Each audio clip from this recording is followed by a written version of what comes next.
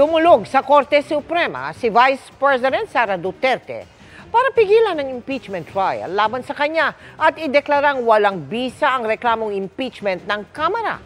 Base sa petisyon, kabilang sa tumatayo niyang abogado, ang amang si dating Pangulong Rodrigo Duterte. Nakatutok si Salima Refran.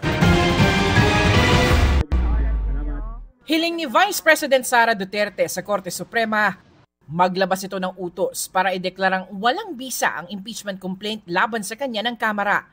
Katwiran niya, nagkaroon ng grave abuse of discretion ng Kamara. Hiling niya sa Korte Suprema, ipatupad ang nakasaad sa konstitusyon na hindi maaaring magkaroon ng higit isang impeachment proceeding laban sa isang opisyal sa loob ng isang taon. Nitong February 5, na-impeach ang vice-presidente.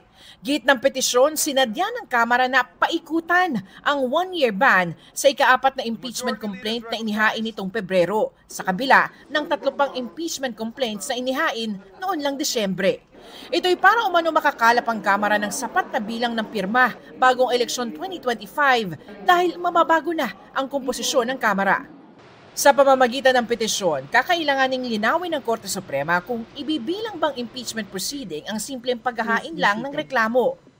Binanggit din sa petisyon na layon umano ng impeachment na habang buhay na ma-disqualify si Vice President Duterte sa paghawak sa kahit anong posisyon sa gobyerno.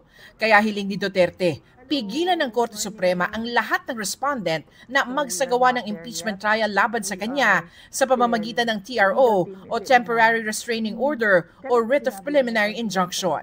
Respondent sa petisyon ng Kamara sa pangunguna ni Speaker Martin Romualdez. Ang Secretary General nito, pati ang Senado sa pangunguna ni Senate President Chis Escudero.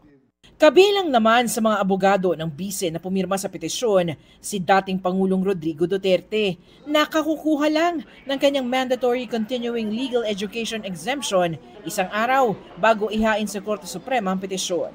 Isa yang requirement para sa patuloy na practice bilang abogado. Bagaman naihain bagong on-bank session, ayon sa Korte Suprema, hindi na napasama sa agenda ng mga mahistrado ang petisyon ng bise, pati na ang isa pang petisyon na hinihingi rin ang pagpigil sa impeachment trial. Inaasahang iraraffle muna ang mga petisyon bago maisama sa agenda ng susunod na on-bank session. Para sa GMA Integrated News, Salima Refran, nakatutok 24 oras.